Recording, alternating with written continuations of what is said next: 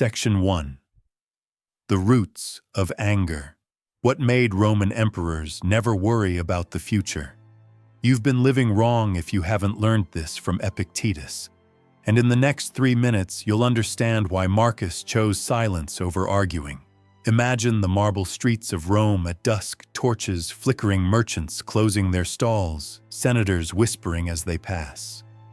The city hums with ambition and rivalry, yet somewhere in a quiet courtyard, Marcus Aurelius sits in solitude with a wax tablet carving words, not for the Senate, not for the crowd, but for himself.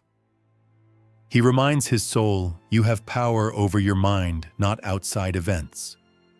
Realize this, and you will find strength.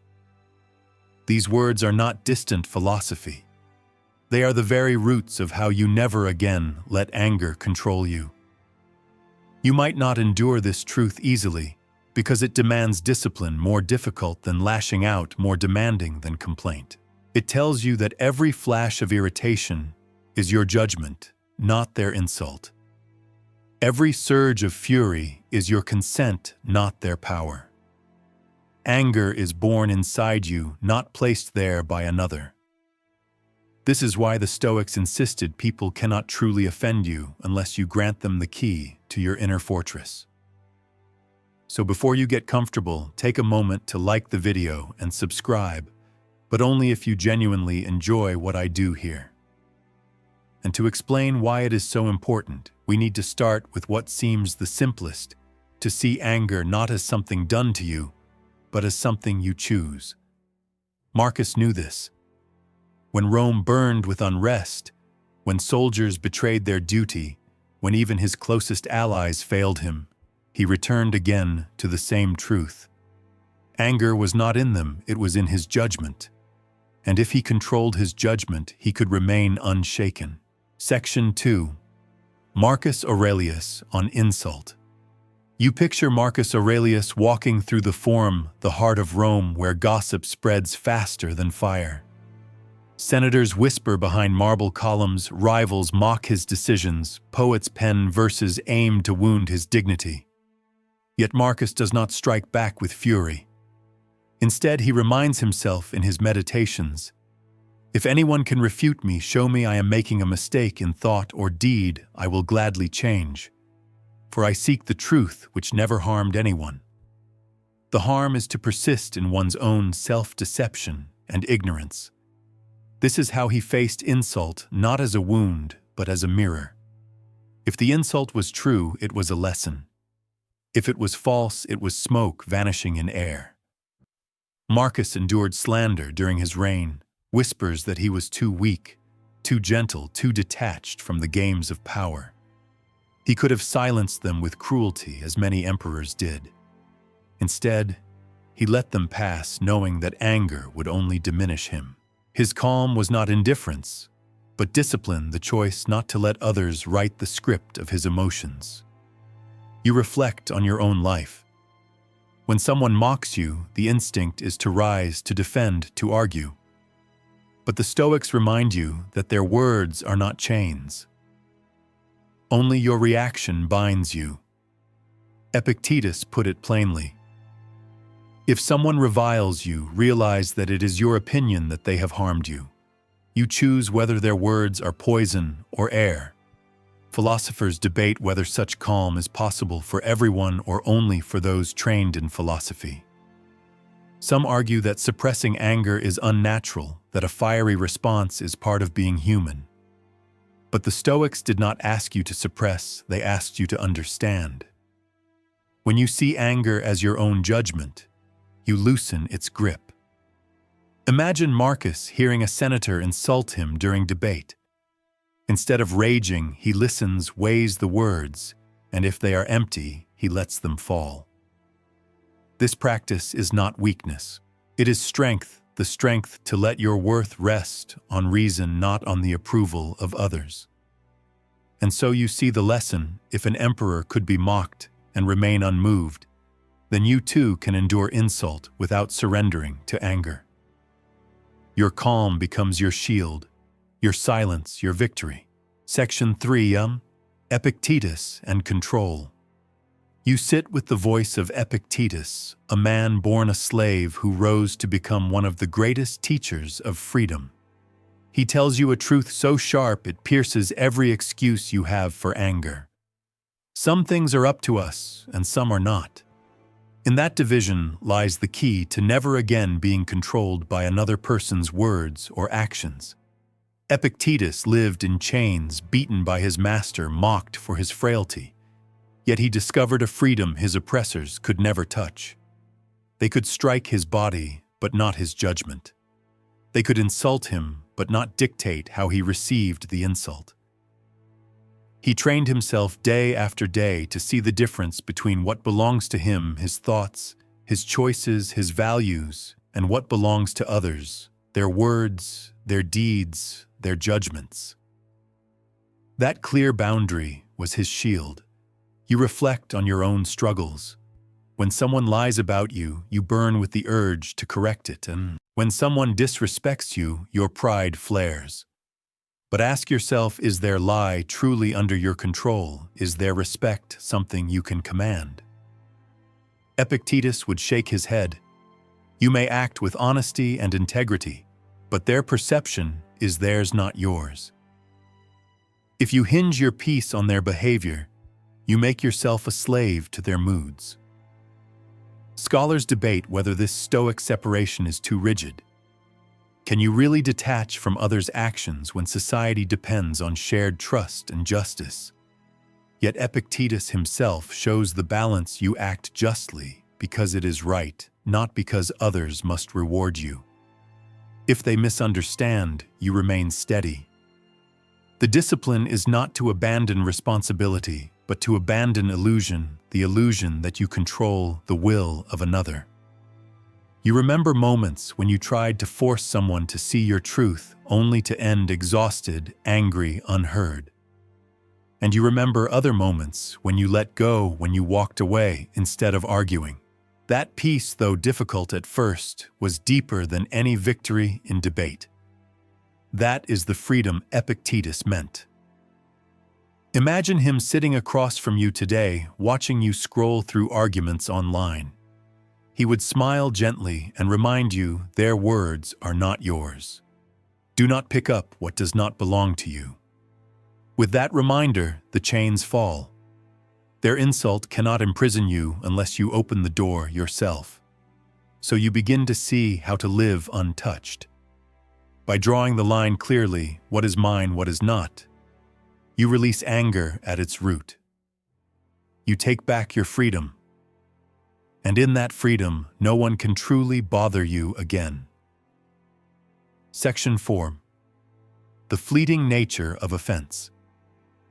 You think back to moments when someone's words pierced you, when an insult or betrayal consumed your thoughts for days. Yet now, guided by Stoic wisdom, you begin to see how time itself erodes what once felt unbearable. Marcus Aurelius reminded himself, "Consider how quickly all things are dissolved and resolved, the bodies into the elements, the cause of things into the ages of time, and the fame of men into oblivion. Even the sharpest sting of offense fades like smoke in the wind."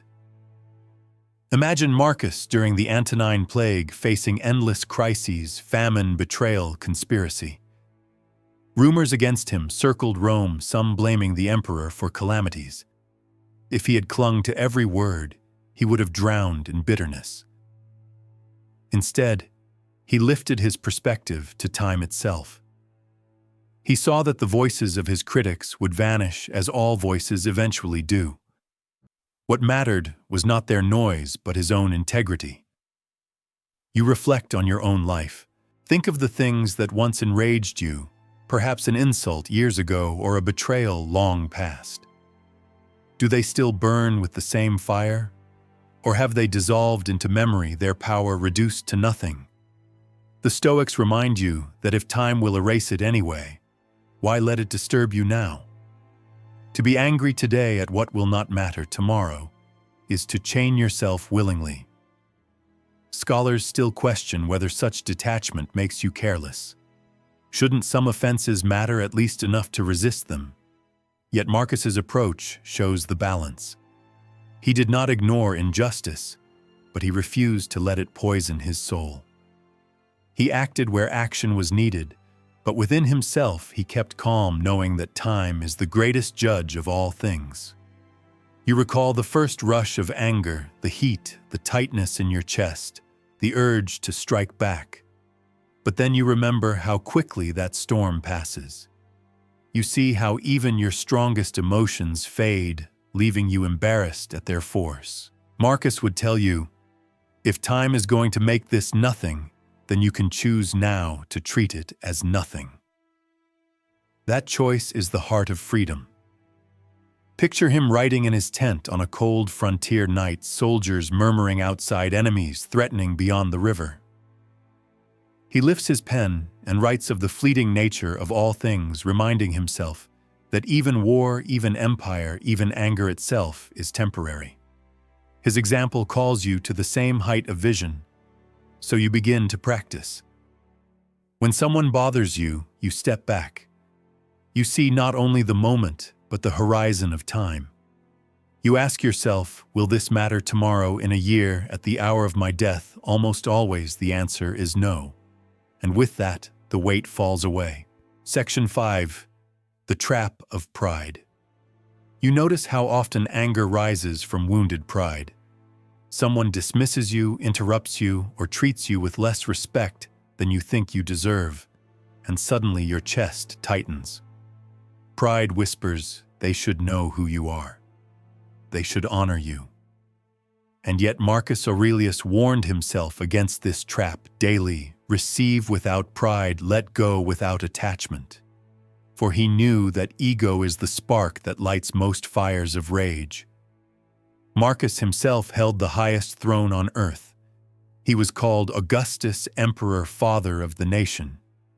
Yet in his private writings he constantly reminded himself he was only a man, mortal, temporary dust. Imagine the humility it takes for the ruler of the world to write to himself. Soon you will have forgotten everything. Soon everything will have forgotten you. This stripping away of pride was his shield against anger. When insult came, he did not need to defend an inflated ego. He had already laid it down. You reflect on your own life. How often does your irritation come not from real harm, but from the feeling of being disrespected? A look you didn't like, a tone that stung, a failure to acknowledge you. These are not wounds to the body, but to the ego. And the ego is fragile, always hungry, always insecure. The Stoics remind you, if you want freedom from anger, you must starve that hunger. Scholars still debate whether humility is weakness or strength. Some see pride as necessary for dignity. Others argue it only breeds restlessness. The Stoics drew a sharper line.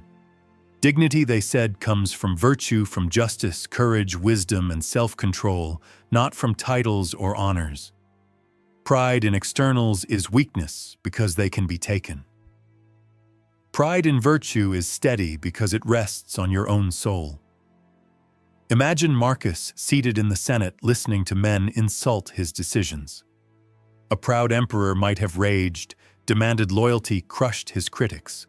Marcus instead listened calmly, knowing their words did not touch his worth. His humility made him untouchable. By refusing to inflate himself, he left no balloon for others to puncture.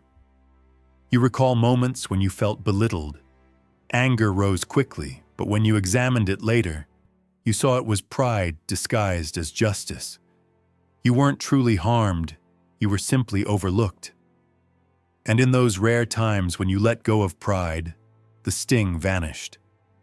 You realized you lost nothing by being ignored and gained everything by remaining calm. So you begin to see the practice lay down pride, and anger loses its sharpest weapon. Do not demand recognition. Do not cling to reputation. Be content to live rightly, whether praised or ignored. For in humility lies unshakable calm, the kind Marcus carried even on the throne of an empire. Section 6. Thorns. Compassion as antidote. You turn your mind toward compassion, and suddenly the people who once bothered you begin to appear differently. Instead of enemies, you see them as misguided souls stumbling in ignorance. Marcus Aurelius reminded himself, "When you wake in the morning, tell yourself today, I shall meet with interference, ingratitude, insolence, disloyalty, ill will, and selfishness, all of them due to the offender's ignorance of what is good or evil." This was his shield, not rage, but understanding. Marcus lived among betrayal. Senators plotted behind his back, generals failed him, even his own son Commodus would later bring shame to his legacy. He could have raged endlessly. Instead, he trained himself to see every offense as a sign of weakness in the offender, not a reason for his own turmoil. To him, people did wrong not because they were evil by nature, but because they misunderstood the good. With that perspective, he felt pity rather than fury. You reflect on moments when others hurt you through lies, neglect, or cruelty. Your instinct was anger. But when you stepped back, you saw their pain, their fear, their ignorance. Compassion softened your heart. This does not mean excusing their actions, but understanding their cause. When you see the offender as a flawed human being like yourself, the urge to rage dissolves. Philosophers still wrestle with this question: is compassion Stoic, or is it too soft? Some argue Stoicism is stern endurance, not empathy. Yet Marcus's writings prove otherwise. He constantly spoke of kindness, of seeing all humans as citizens of one world, children of the same universe. Compassion for him was not weakness, but justice, the recognition that we all stumble. Imagine Marcus walking through Rome hearing insults whispered in the crowd. Instead of bristling, he would say to himself, "This man does not yet know better. Perhaps I too am blind in other ways." He would treat insult as a reminder of shared imperfection. You recall a time when someone lashed out at you. At first you burned, but later when you saw their hidden struggle, your anger softened. You realized their words came from their own wound, not from truth about you. That is the Stoic vision of compassion, seeing ignorance and weakness, where once you saw an enemy. So you begin to practice. When you face interference, insult, or betrayal, you whisper to yourself, as Marcus did, "This person is mistaken about the good." You let compassion replace rage, understanding replace pride. And in that choice, you discover an unshakable freedom, because no one can truly bother you when you see them not as enemy, but as fellow soul in need of wisdom. Section 7. Turning obstacles into practice. You think about the moments that most disturb you: when someone cuts you off in traffic, when a colleague mocks you, when a stranger's words strike like arrows. Your instinct is to flare with anger, but the Stoics saw these very moments as training grounds. Marcus Aurelius wrote, "The impediment to action advances action. What stands in the way becomes the way." To him, each irritation was not a defeat, but an exercise, a chance to strengthen patience, humility, and calm. Marcus lived surrounded by obstacles. Wars dragged on at the empire's borders, the plague devoured lives daily, betrayal haunted him in the Senate. Yet in his journal, he did not write of despair. He wrote of practice. He reminded himself that every insult, every difficulty was raw material for virtue. Just as muscles grow through resistance, the soul grows through trial.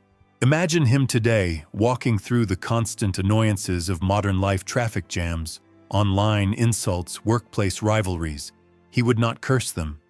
He would use them as weights for the gymnasium of the soul.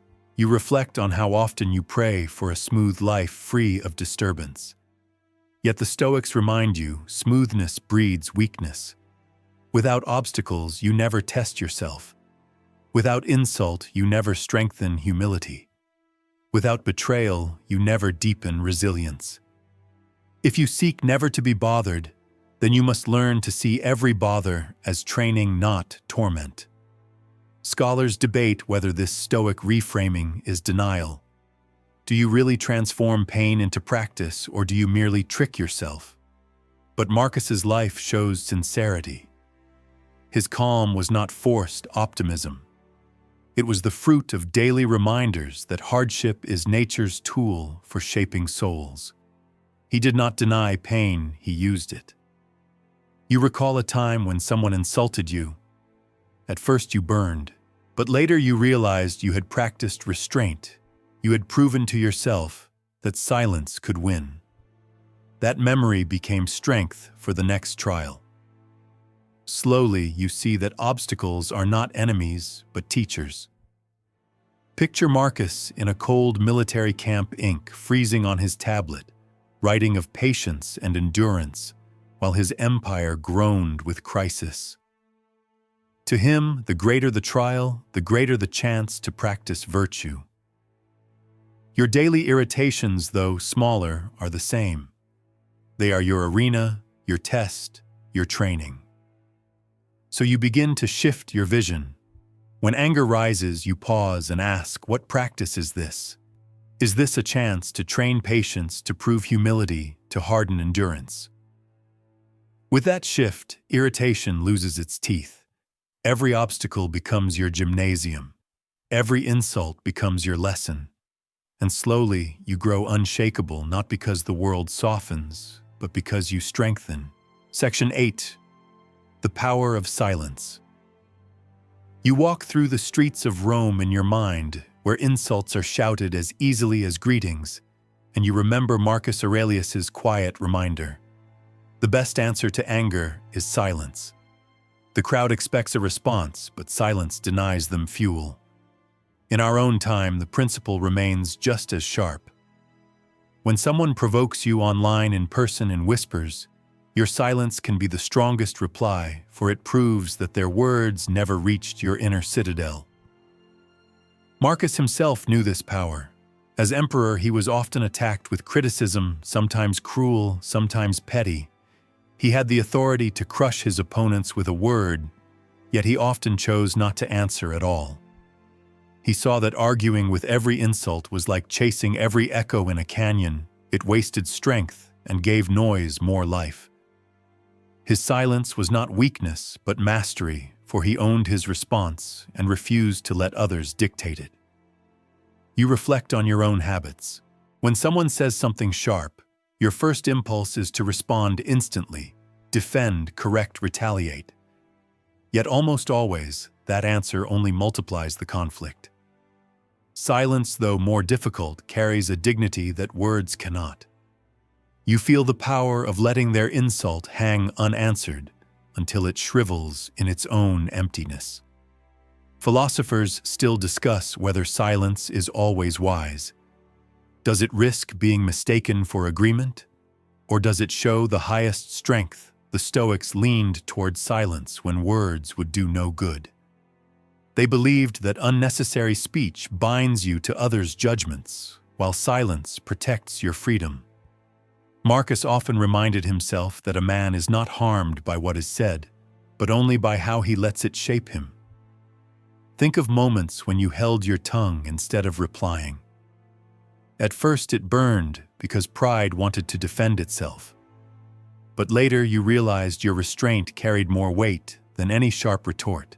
Your calm made the other's noise seem smaller, even foolish. This is the quiet authority silence gives. Imagine Marcus standing before a hostile Senate rivals throwing accusations. Instead of roaring back, he listens calmly, then dismisses their noise with stillness. His silence does not show weakness. It reveals that his dignity does not rest on their words. You too can practice this. So you begin to value silence not as avoidance, but as a weapon sharper than any reply. When you refuse to answer anger with anger, you show yourself free, and in that stillness you grow untouchable. For words can sting only when you give them your voice in return. Section 9. Freedom from external validation. You notice how much of your anger comes not from what people do, but from what you crave from them, their approval, their recognition, their validation. When they deny it, you flare with resentment. But when you release the need for their praise, their power over you vanishes. Epictetus taught, if you want not to be disturbed, do not seek for things outside your control. The applause of others is outside your control. When you stop chasing it, you stop being wounded by its absence.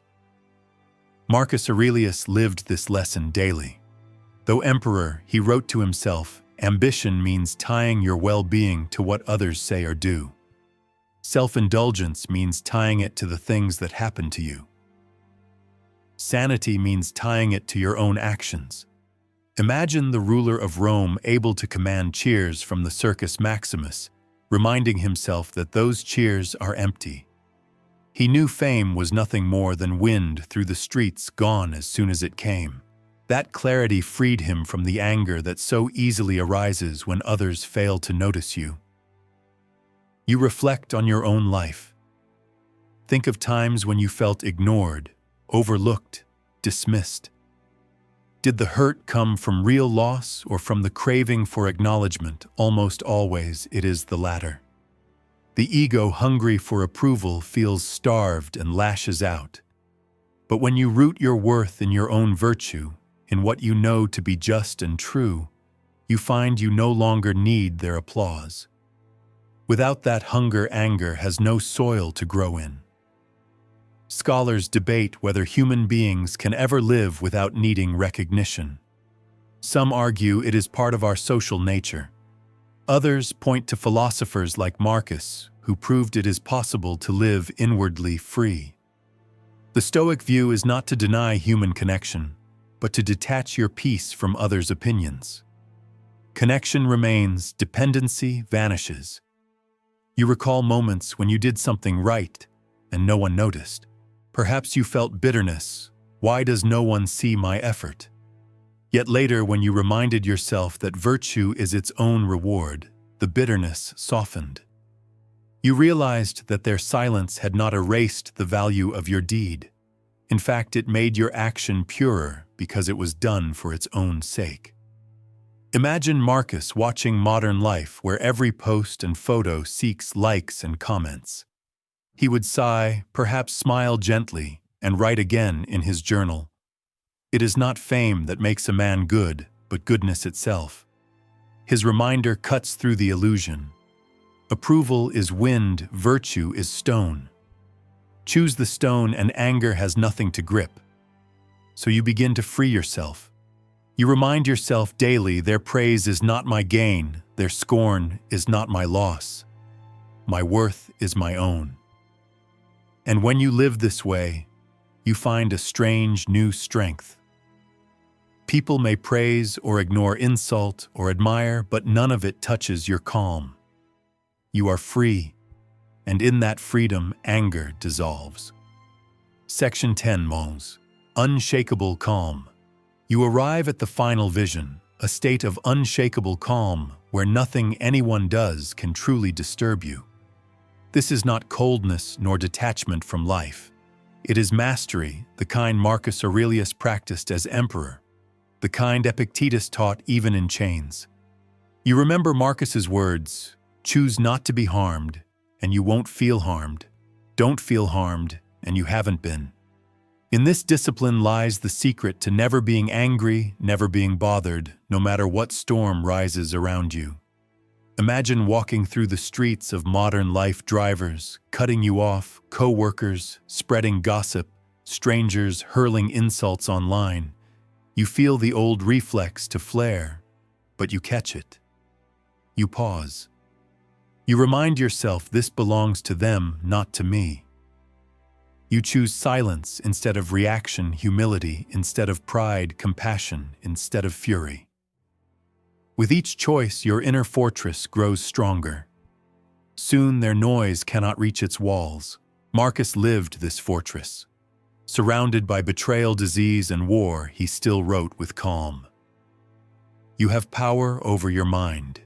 His words were not theory, but survival. He showed that peace is possible not because the world softens, but because you grow harder to disturb. You reflect on how much freedom this gives. No one can truly anger you unless you hand them the key. No one can truly disturb you unless you consent. When you master that truth, life changes. You still act with justice, still correct wrongs where you can, but you no longer burn with poison inside. You act, but you are not disturbed. Scholars debate whether such unshakable calm is realistic or only an ideal. Yet even striving for it transforms you. Every time you choose calm over rage, you step closer to freedom. Marcus knew perfection was impossible, but practice was always possible. That practice is your daily work. So you stand now with the vision complete. Anger has no throne in your mind. Offense cannot pierce you. Insults dissolve before they enter. You walk through life steady, calm, untouchable, not because the world is kind, but because you have learned to govern yourself as Marcus once governed Rome. The pace slows now. The voices fade, and you return to stillness. Picture yourself once more in that Roman courtyard, the night air cool, a candle flickering on the desk where Marcus Aurelius writes alone. Outside, the world is restless. Merchants haggle, soldiers march, citizens argue. But inside, the emperor whispers to himself, reminders of calm, building a fortress no one can storm. You breathe with that image. Each inhale a reminder that calm is always available, each exhale a release of what once disturbed you. The insults of others seem smaller now, their weight dissolving like mist. You see clearly it was never their words that harmed you, but your own consent. And now you choose differently. The quiet deepens, and you feel the power of silence. You no longer crave their recognition. You no longer flare with wounded pride. You see their faults as ignorance, not evil, and in compassion, your anger softens. You see obstacles as practice, not punishment, and you feel yourself growing stronger in their presence. Imagine tomorrow walking through the noise of life, but carrying this calm within you. No one can disturb it unless you open the gate. And you will not open it because you now understand peace is yours to protect. So let your breath steady, let your mind rest. Feel the calm settling like a cloak across your shoulders. The same calm Marcus carried through war plague and betrayal. You are no longer chained to anger. You are no longer hostage to insult. You are free, and in that freedom you find strength.